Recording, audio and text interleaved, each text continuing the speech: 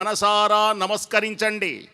గోష్పదీకృతవారాసిం మశకీకృతరాక్షసం రామాయణ మహామాల రత్నం వందే అనిలాత్మజం.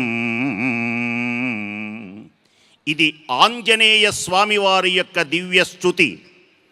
దీని అర్థం తెలుసుకుంటే రోమాలు గగురు పొడిచి కన్నుల వెంట బాష్పాలు కలిగి ఆనందం ఆశ్చర్యం ఏకకాలంలో పొంగి పొర్లుతాయి. గోష్పదీకృతవారాసిం అంటే జోరున వాన కురుస్తూ ఉంటే ఆ వాన వలన భూమంతా మెత్తనైతే ఆ మెత్తనైనటువంటి భూమి మీద ఒక ఆవు నడిస్తే ఆవు యొక్క కాలి గిట్టలకు గుంటబడితే కాలు తీయగానే ఆ గుంటలో నీళ్లు వస్తే ఆవు తొక్కగా ఏర్పడినటువంటి గుంటలో ఉన్న నీళ్లను దాటటానికి మనమేమైనా కష్టపడాలా? అక్కరలేదు. ఆవు తొక్కగా ఏర్పడినటువంటి గుంటలో ఉన్న నీళ్లను అలవోకగా ఎలా దాటామో అభంగతరంగ భూయిష్టమైన శతయోజన విస్తీర్ణమైన వారిధి దాటిన ఆంజనేయ స్వామి వారికి నమస్కారం.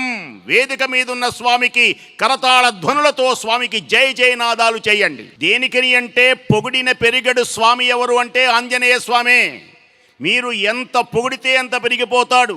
మశకీకృత రాక్షసం, మశకము అంటే దోమ అని అర్థం. ఒంటి మీద దోమ పడితే మనం కత్తులు కఠార్లు అక్కర్లా, పెడ అని ఒక దెబ్బ కొట్టగానే అలవోకగా దోమ ఎలా మరణిస్తుందో కామరూపులు, నిశాచరులు, నరహంతకులు, మాయోపాయులు, ఘోర కిరాతకులైనటువంటి రాక్షసులందరినీ అలా దోమలుగా నడిపిన వీరాధి వీరునకు నమస్కారం. మళ్ళీ కరతాళ ధ్వనులు, మళ్ళీ నమస్కారం. ఎన్నిసార్లైనా నమస్కారం చేయాలి. రామాయణ మహామాల రత్నం వందే అనిలాత్మజం.